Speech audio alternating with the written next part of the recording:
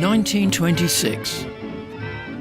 In Australia, the eighth son of a German cane farmer worked hard in the fields of Proserpine, far north Queensland. Destined to be an extraordinary motorcycle rider, Max Grosskreutz came upon the speedway scene in its infancy. Born in 1906 in far north Queensland town of Proserpine, this is his story, the legend of a champion who endured as a treasure from a vintage era long since past. 1927 I rode it. But I rode in Sydney at Wentworth Speedway, which is the dog track. Working as a cane cutter in 1926, the tanned Aussie would venture into town where, on display in the general store, was an Indian Scout motorcycle.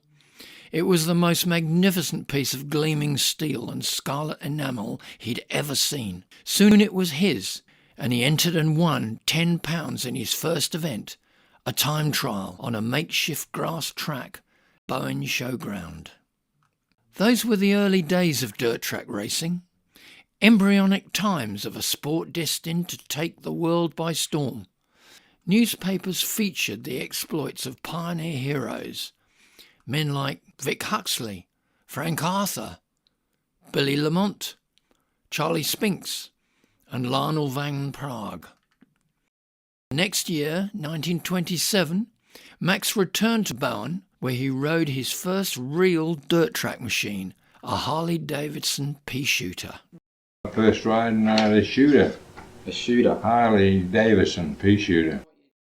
The ambitious young man headed south, destined to race at Brisbane's Davis Park circuit.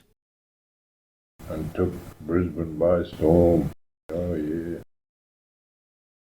Grosskreutz rode fearlessly, winning the final and smashing Vic Huxley's track record in the process. Davies Park used to be absolutely crowded. Only about 10 to 12,000, but that's all they could get in there.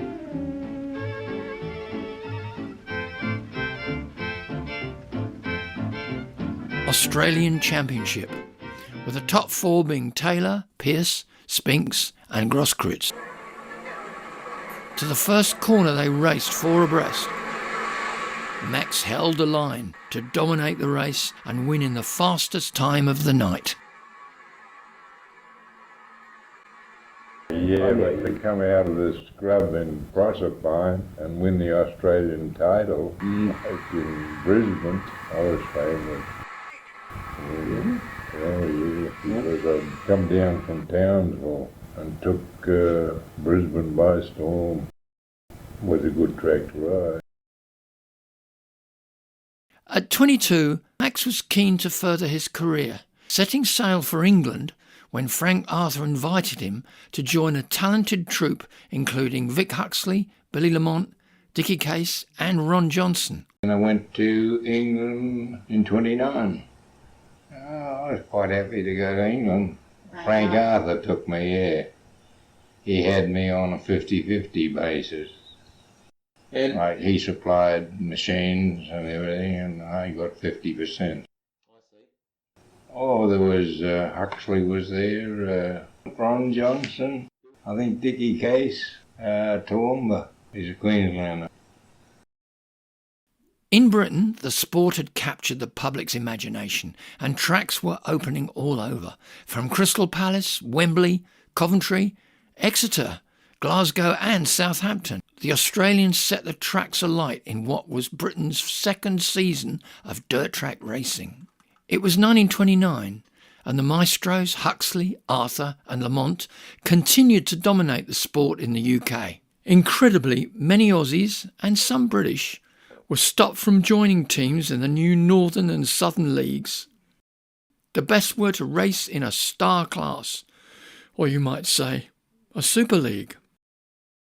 In London, Max recalls riding at Lea Bridge as an individual in scratch and handicap events. But those sharp turns took some getting used to, as while he'd been used to big, fast granite tracks at home, British circuits were of black ash and cinders, and often on the inside of greyhound tracks, Said Max. I didn't like them, but I adapted. Gradually got going.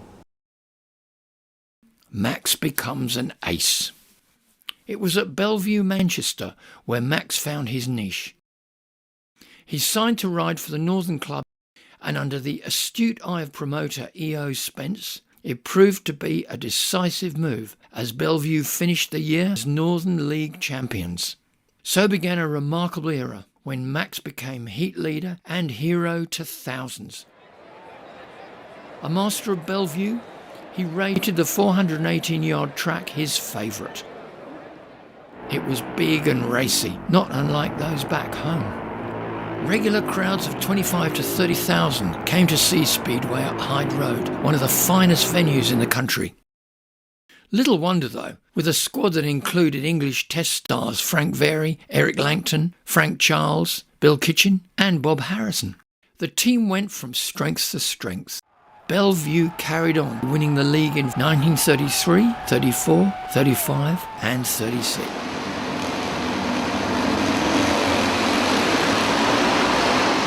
This was a time when men were men. There's no room for beg pardons.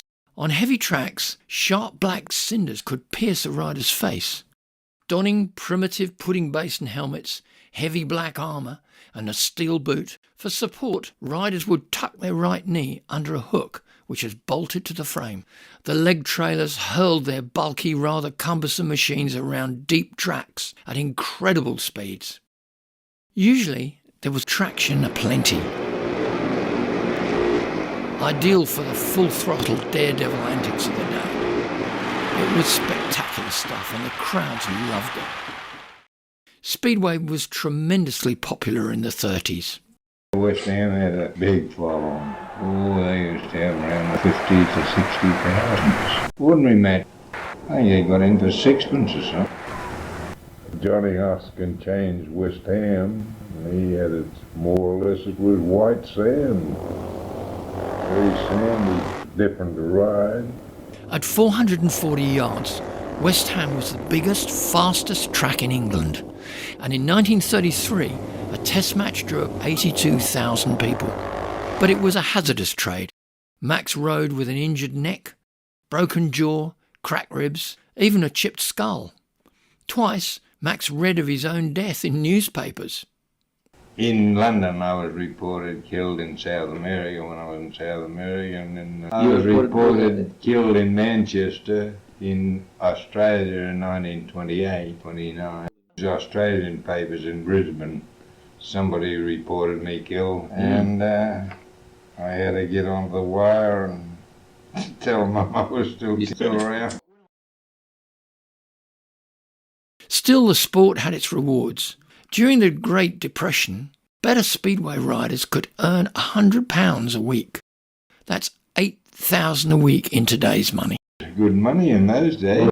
Wimbledon on Monday night, West Ham on Tuesday nights, and then New Cross on Wednesday night, and Wembley on Thursday night, and Friday night. Oh, at one period, Haringey was running on Friday night. Then they switched to Saturday night. 5-6 nights a week. Douglas became outdated. In 1930, I had a Dougie. There's a Dougie.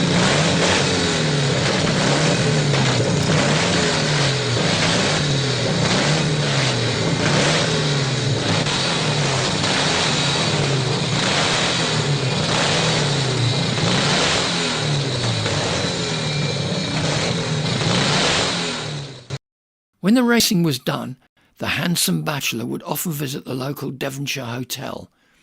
There he met the proprietor's daughter, Ellen, and in 1934 they were married.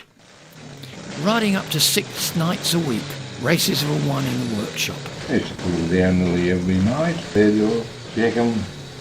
Yeah, well, we had at Bellevue, I had a good workshop all to myself. By 1930, Max moved to a Rudge engine. Rudges. 2 years I rode the Rudge. Very good engine. Oh, Everybody else put Jap engine in the Rudge frame, and I didn't. Jap. Not till 32. 2 valve took over off of the 4 valve. Soon, the British-made Jap engines would dominate the sport, and it remained much the same for more than 30 years. Engine exactly the same. The only thing is I got special orders to make a piston for me as well. Company in London. I took the Hepalite piston down to them and said, can you make a better piston than this? And they said, certainly. I bought 50 to myself for about 3 years. The light pistons and the light bikes. They started to catch up when I sold them to Bluey. History in the making. At international level, Max was there at the beginning. The very first test match.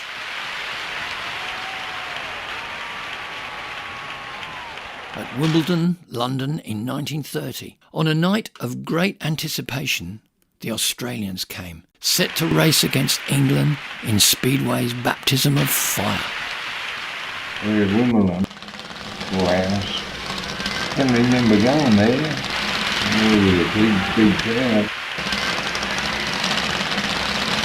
Wimbledon that night, 14 men rode for their country. The Aussie captain, Huxley, set a fast pace. Arthur and Johnson followed suit, and the Aussies were ahead. Grosskreutz faced the start with partner Billy Lamont. They led from the off. Australia hit the front and stayed there, trouncing England 35 points to 17. Big Huxley. He was the best rider in the world from 1925 till 1934. Frank Arthur was one of the best riders in the world too, from 1928, 29, 30.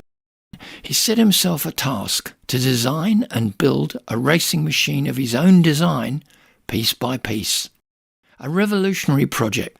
Max spent long hours experimenting, examining which parts could be made lighter or eliminated altogether. But there was more to his design than that. Oh, I was just as good a rider as the rest, and then I had better bikes.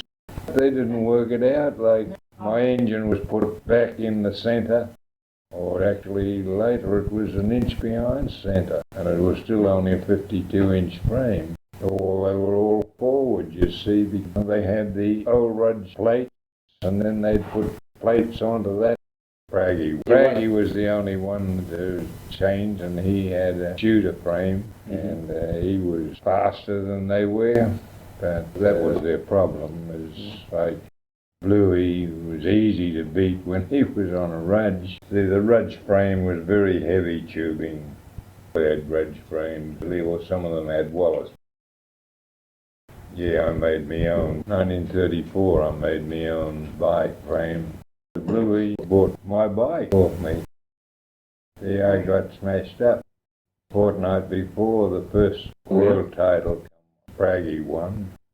Although Bluey got 15 points that night, but he still didn't win the world title. And that's how Bluey missed out on that. But then, of course, I retired then, and I sold him that bike, which was, like that bike only weighed 196 pounds, whereas a Rudge weighed 250 pounds. But that's made all the difference to Bluey. He was then just as fast as I was. Bluey Wilkinson, to get out of the gate. That's the bike I'd made for him. Writings of the past tell of a bike called Pinto.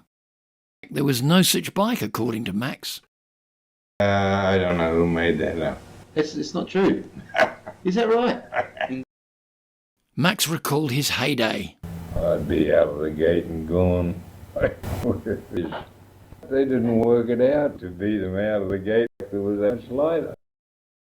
It was just a matter of time before the competition caught on. For about 3 years, the light pistons and the light bikes. That made all the difference. Oh, yeah. They started to catch up when I sold them to Bluey. Some of the others started to get bikes. Bluey, and he went, and he had the 3 years. War came and wasn't until after the war, really, that they started to wake up. And Dick Duggan built one. Frankie Dolan built one. I built Ray Duggan one. Grosskreutz was racing at the peak of his career. The Belleview ace continued to win wherever he raced against the world's best. But fate can be equally cruel at times. Run over by Britain Frank Charles' machine, Grosskreutz suffered neck, rib and facial injuries. As luck would have it, qualifying soon began for the first ever official World Speedway Championship. Wembley Stadium, 1936. 16 of the best gathered to contest the first official world final. On a special night, Lionel Van Praagh came from behind to win a runoff and defeat Englishman Eric Langton, thus becoming Speedway's first world number one. By that time, Max was back racing with Belleview. Only days after the final, he came up against Van Praagh, comprehensively beating the new champion. Then, at only 30 years of age, Max Grosskreutz chose to retire from racing. After a grand 10 years, he decided he'd had enough. Max sold his bike to good friend Bluey Wilkinson, an accomplished test rider and the captain of West Ham. In a 1985 interview, Van Praagh revealed that Bluey went so well in the final because he borrowed a special bike from Maxie. It really was special. It was very, very fast and had a frame that was lighter than a push bike frame. Max agreed to come out of retirement to race the tests against England. The comeback man rode in a handful of provincial matches, but the acid test would soon come. Ironically, the first test was at Bellevue. Before 35,000 supporters, Max appeared for the first time in 2 years. To quote a journalist of the day, "There was magic in the air when Max rode on the track, which made him so famous." In his first race, Max defeated Frank Very, ending the captain's run of 32 straight wins. Top scoring, with Wilkinson on 15 points, Max inspired the Australians to a magnificent 56-52 victory. Australian Championship. January 1936. The Sydney Morning Herald reported, "At Sydney Showground, Max Grosskreutz rode with magnificent skill before a big crowd. 3 semi-finals, the winners contesting the final.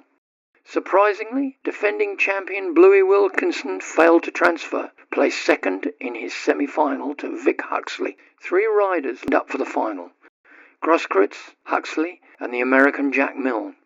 Max was out of the gate in a flash. Huxley passed Milne when he suffered motor trouble in the second lap.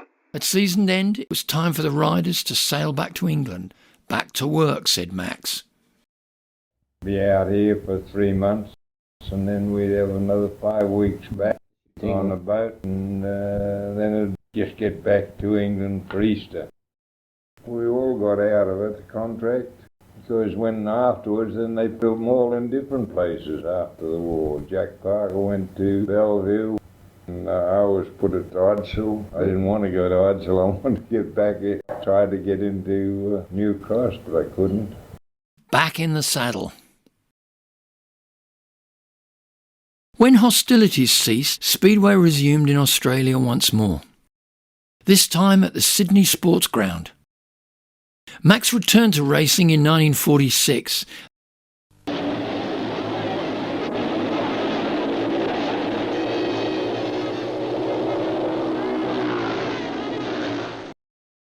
Crowds of 10,000 used to gather on Friday nights at the sports ground. Max won a match race series against his old foe Van Praagh. Soon he was beating the locals.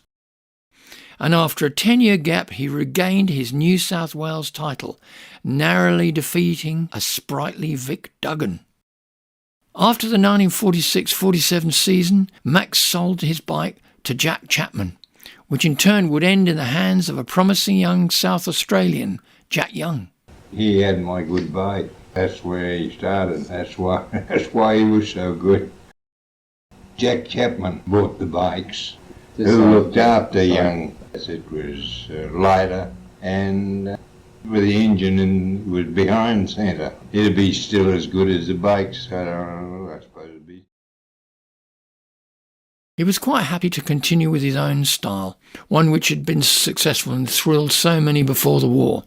the same as a foot forward rider to this leg. Well, then the leg was just alongside of me, and I could put it forward if I wanted to, but I never used to. No need to. Well, it was too hard to work to keep it there. It's too right. Well, they just trail alongside of me.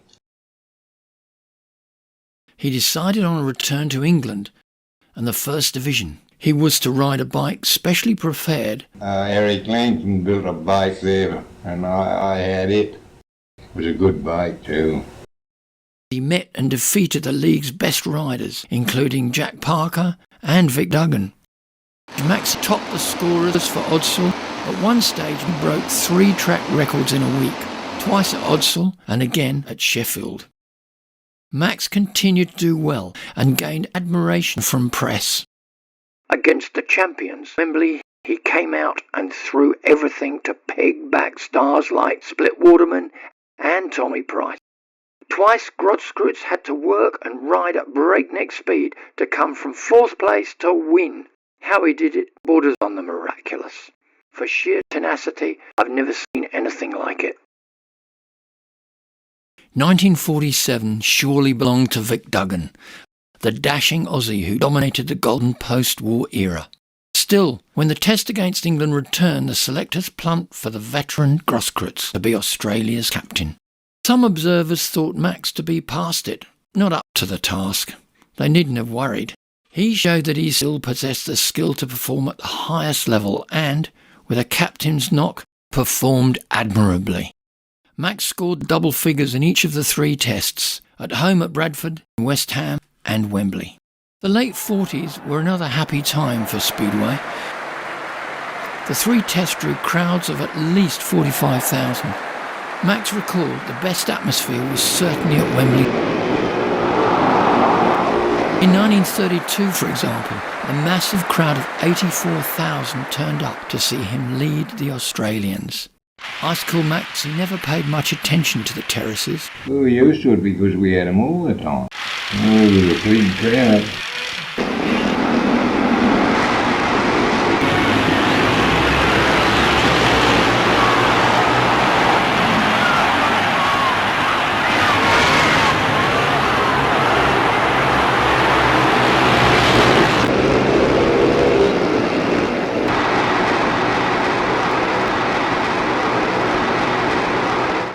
Finally, though, it was a serious accident which tipped the balance. Yeah, I got smashed up at Belleview. August bank holiday, 1948. Match between Odsal and Belleview. My bike seized. Dent Oliver hit me in the back, and that tipped me into the track. And he fell that way on the top corner at Bellevue and hit me when I hit the floor. Oliver Hart run over me.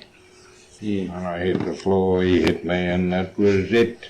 And I broke 11 ribs, pelvis, a hip, and 3 fingers.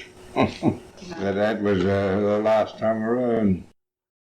It was his first meeting back after a previous accident.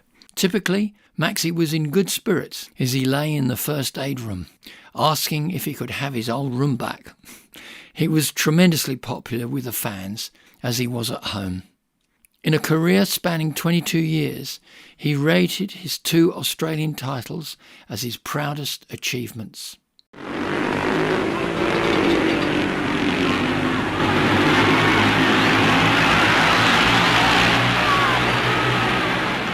It had been a long time since Max went to watch Speedway. I went since Frank Arthur got us to come. All the old speedways, Yeah, the ones that were left. Yeah, at the showground. Oh, hadn't changed at all, hardly. Still the same. It's still the same today. You can't nothing do it like I could take it flat all the way. Who were Grosskreitz's toughest rivals? Eric Langton. Frank was one of the good ones. Tommy Farndon, he was a good one. Hitchin. Frank Charles was a hard man to beat. Jack Parker was a good He was very one. Oh, serene Jack. too.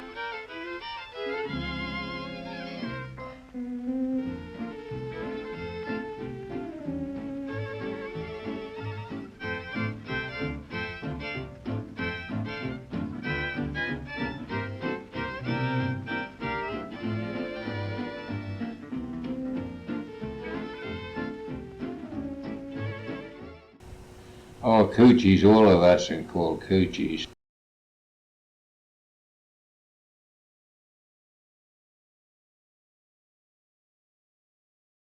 Been grassy for years.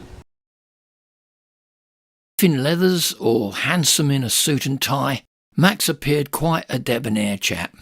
A casual grin, hand in his pocket, cigarette often drooped from his tanned face. Maxie always seemed at ease.